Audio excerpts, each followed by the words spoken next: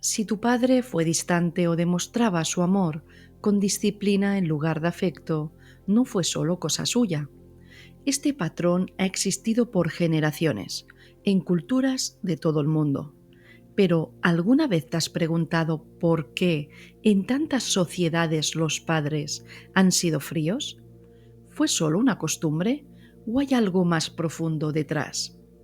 Desde hace milenios el ser humano ha evolucionado, pero ciertos modelos parecen haberse quedado atrapados en el tiempo. La historia, la biología y la estructura misma de nuestro cerebro han jugado un papel clave en la construcción de la paternidad. Hoy vamos a viajar a través de los siglos para descubrir cómo se forjó la imagen del padre distante y por qué, sin darnos cuenta, seguimos arrastrando este modelo. Quédate hasta el final, porque entender el origen de esta frialdad es el primer paso para liberarnos de ella.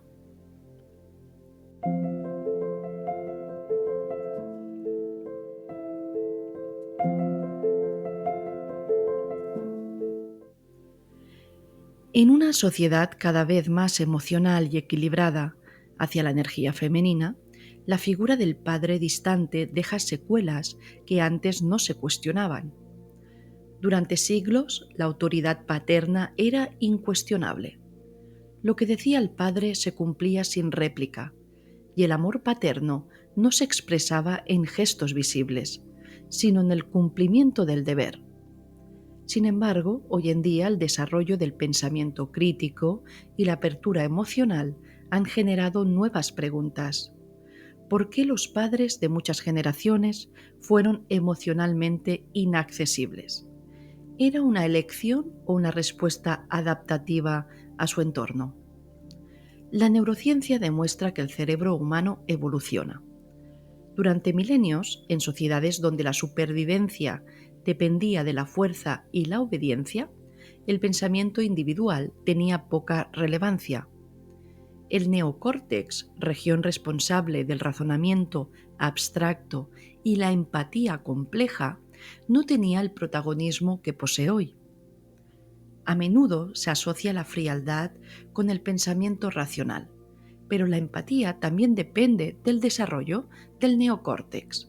En cambio, respuestas emocionales más inmediatas como el miedo, la ira o el apego reactivo están ligadas al sistema límbico. En sociedades antiguas, donde el orden dependía de estructuras autoritarias, estas respuestas primarias influían en la organización familiar y en los roles de autoridad. Esto pudo haber consolidado la figura del padre como un líder distante, priorizando la estabilidad del grupo sobre la expresión emocional. Las heridas emocionales que muchas personas llevan a consulta hoy en día tienen raíces que van más allá de su historia personal. Nuestros padres no nacieron fríos o ausentes, sino que crecieron en un modelo donde la expresión afectiva paterna era innecesaria e incluso castigada o ridiculizada.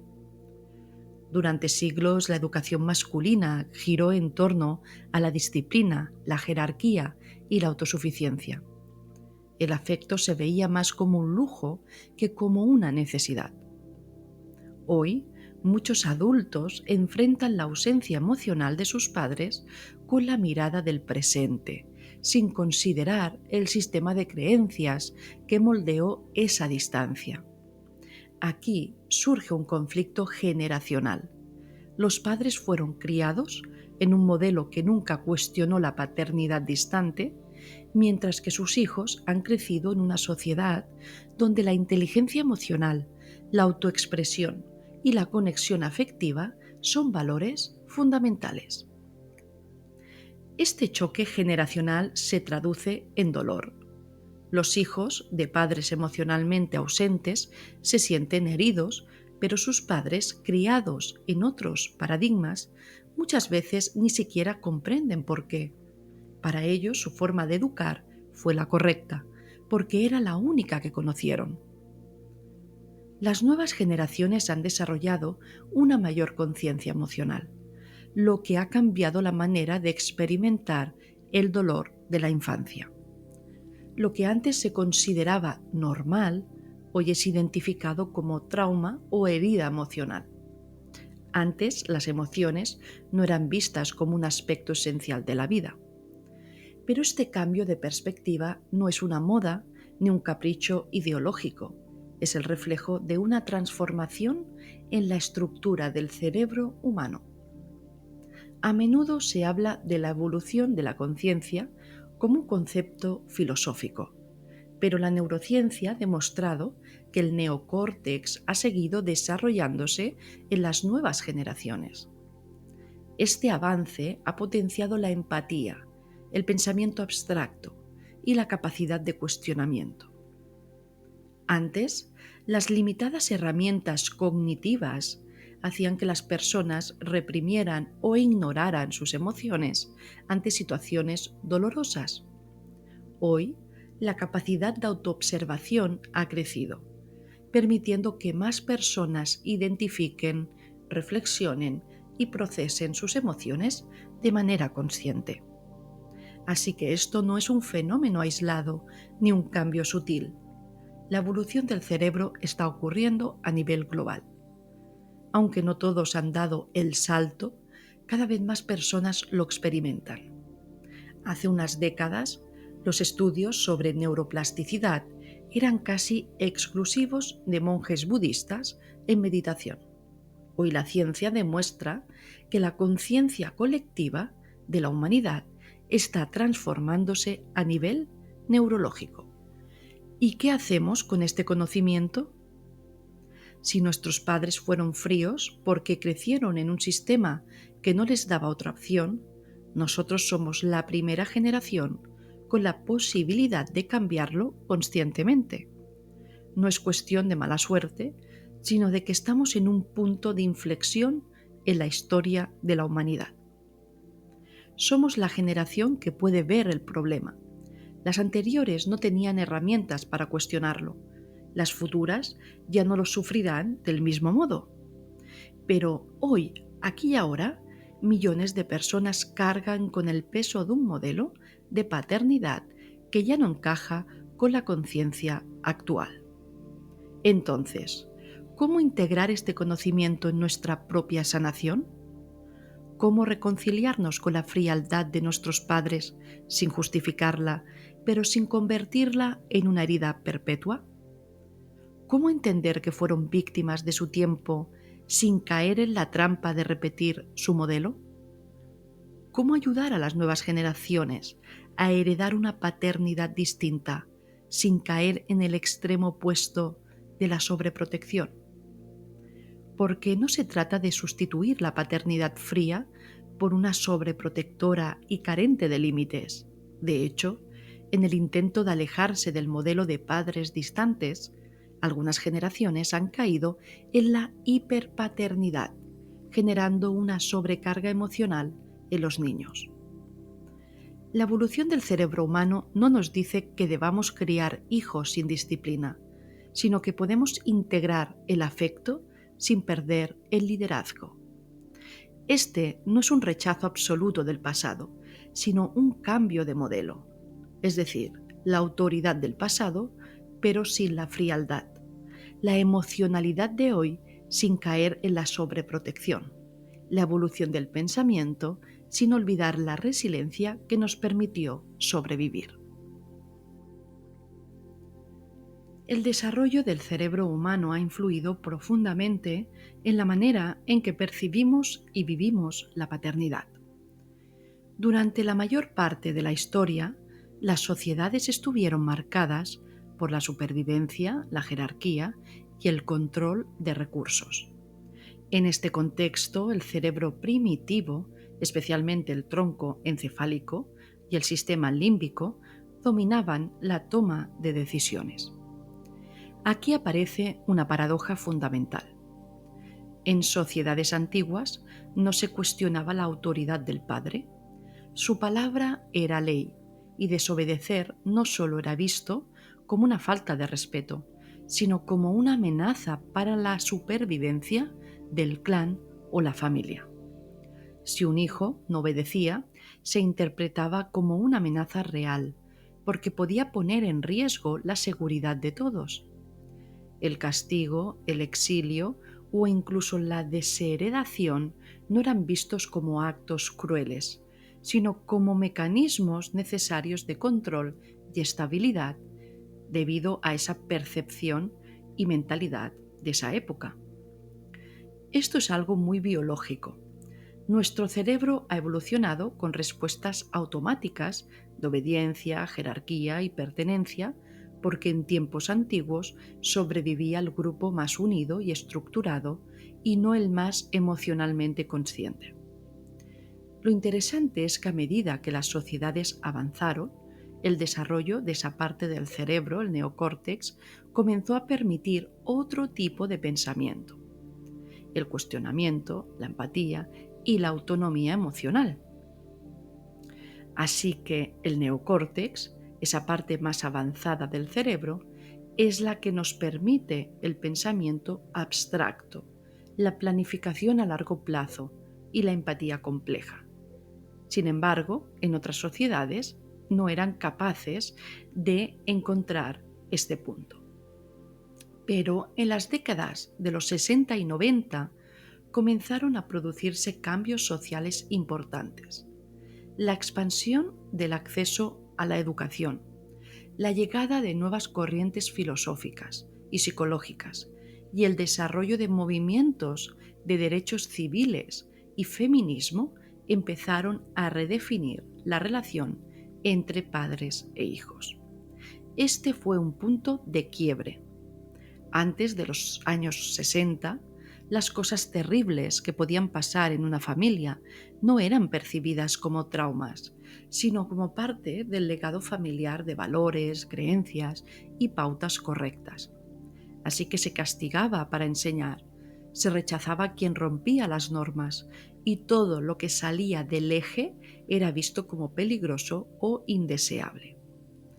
El concepto de herida emocional de la infancia no existía porque el modelo de paternidad y educación no contemplaba las emociones como algo relevante para la vida adulta.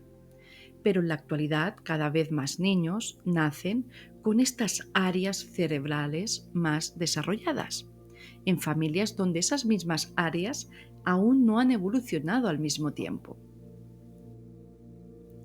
Y aquí surge una paradoja que hemos visto antes: el niño que crece en un entorno donde la empatía y la autoexpresión son parte de su estructura cerebral, pero en su familia aún responde con un modelo jerárquico rígido. Entonces, inevitablemente lo vivirá como una herida. Este cambio de percepción ha hecho que hoy en día muchas personas miren su infancia con ojos distintos, comprendiendo que esa frialdad de sus padres no era personal, sino parte de un modelo educativo. Pero para comprender el origen de los padres distantes y fríos, viajemos a través de las civilizaciones que sentaron las bases de la paternidad en la historia: Egipto, Grecia, Roma y más allá. La paternidad en la antigüedad, entre el poder, la disciplina y la ausencia. A lo largo de la historia, en muchas culturas, el rol del padre estuvo marcado por la disciplina y la distancia. Desde los emperadores chinos hasta los guerreros espartanos y los samuráis japoneses, la paternidad se construyó más desde el deber que desde la cercanía afectiva. ¿Pero por qué? ¿Fue una simple cuestión de costumbre o hay algo más profundo? En la familia egipcia el padre tenía un rol central como administrador del hogar y protector de la familia. Su función principal era garantizar la estabilidad económica y transmitir el conocimiento a los hijos varones. Aunque en Egipto las mujeres tenían más derechos en comparación con otras civilizaciones, podían heredar propiedades y administrar bienes, el padre seguía ocupando la máxima autoridad dentro del hogar, especialmente en términos de educación y toma de decisiones. La crianza afectiva recaía principalmente en la madre y en las nodrizas, mientras que el padre tenía un papel educativo y disciplinario. Prueba de ello son algunos textos egipcios, que dicen que un hijo bien educado es aquel que respeta la autoridad y sigue los pasos de su padre sin cuestionar. El que desobedece siembra caos en su hogar. Este tipo de educación reforzaba un modelo de paternidad donde la severidad era sinónimo de sabiduría y la cercanía emocional no era vista como un componente esencial de la crianza. Si en Egipto el padre era un administrador, en Esparta era un soldado antes que un padre. En la Grecia clásica, la paternidad variaba dependiendo de la ciudad-estado, pero en general la crianza afectiva no era una prioridad del rol paterno. Incluso en Esparta el Estado tomaba el control total de los niños varones a partir de los 7 años, cuando eran separados de sus familias para entrar en la Goge, el sistema de educación militar espartano. El historiador Plutarco, en las Vidas Paralelas, describe cómo los niños espartanos eran sometidos además a pruebas de resistencia extrema y castigos físicos desde la infancia. Este modelo de crianza convirtió a Esparta en una de las sociedades más militarizadas de la historia, pero al costo de una paternidad casi inexistente en términos emocionales. Luego, en Atenas, la paternidad también era algo similar, pero con un matiz más intelectual que en Esparta. El padre participaba en la educación de sus hijos varones, enseñándoles más bien valores cívicos, filosofía y política. Sin embargo, también la crianza recaía en las madres nodrizas y también en esclavos domésticos. En Roma, el padre, pater familias, tenía poder absoluto sobre sus esposas, hijos y esclavos. La ley romana le otorgaba el derecho de decidir la vida o muerte de su familia sin rendir cuentas al Estado. Y en China, el confucianismo estableció la idea de la piedad filial. Esto era un principio que exigía respeto y obediencia absoluta al padre, sin importar su trato hacia los hijos. Confucio dejó claro que el deber de un hijo no era recibir amor, sino respetar sin cuestionar. Y dice un texto lo siguiente: un buen hijo no contradice a su padre, incluso si sabe que se equivoca. Y este modelo consolidó la imagen del padre como una figura intocable y lejana, cuya palabra era ley dentro del hogar. Pero aquí hay un punto, un quiebre, que fue con la expansión del cristianismo. Aquí la paternidad comenzó a verse desde otra perspectiva. Tenían la imagen de San José. Y además, en sus inicios, el mensaje cristiano promovió la idea de un padre protector y cuidador. Y tomaban como referencia a San José, que era un hombre servicial, y también la imagen de Dios como un padre amoroso. La Biblia contenía enseñanzas sobre esta responsabilidad del hombre en el hogar, enfatizando el respeto, la guía y la protección de la familia. Sin embargo, con la llegada de la Edad Media, llegó el feudalismo y aquí la paternidad volvió a endurecerse. La Iglesia, aunque en teoría promovía una paternidad más afectiva, terminó alineándose con la estructura jerárquica del sistema feudal. En este modelo feudal era una estructura patriarcal que se reforzó aún más. El padre ya no solo era el líder de la familia, sino también el representante del linaje y la propiedad. En muchas familias nobles y campesinas, el cariño paterno quedaba relegado a un segundo plano frente a las obligaciones económicas y políticas. El derecho feudal consolidó la figura del padre como el principal administrador del hogar y la familia, dentro de este sistema jerárquico de disciplina y obediencia que eran altamente valorados. En muchos casos, esto llevó a que la autoridad paterna fuera incuestionable y el miedo al castigo se utilizara como un medio de control. Sin embargo, también existieron familias en las que la crianza paterna incluía afecto, aunque dentro de los límites que imponía la estructura social de la época. Conclusión de todo esto. Lo que vemos en todas estas culturas es un patrón repetido. Es decir, la paternidad ha sido históricamente más funcional que emocional. El padre era el proveedor, el líder, el educador, el juez, pero raramente el confidente o el cuidador afectivo. El modelo de padre distante no es un fenómeno contemporáneo, sino un legado que ha evolucionado con los siglos. Comprender esta historia nos ayuda a ver que nuestros padres no fueron fríos por elección, sino porque heredaron un sistema de valores que los moldeó así. Y hoy estamos en un punto de cambio. La ciencia, la psicología y la evolución del cerebro nos han dado herramientas para transformar la paternidad en algo más humano, sin perder los valores que han sostenido a las civilizaciones.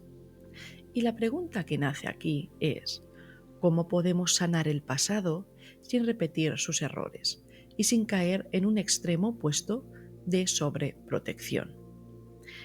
Si tienes la respuesta a esta pregunta, déjalo en los comentarios. Y nos vemos en el próximo vídeo.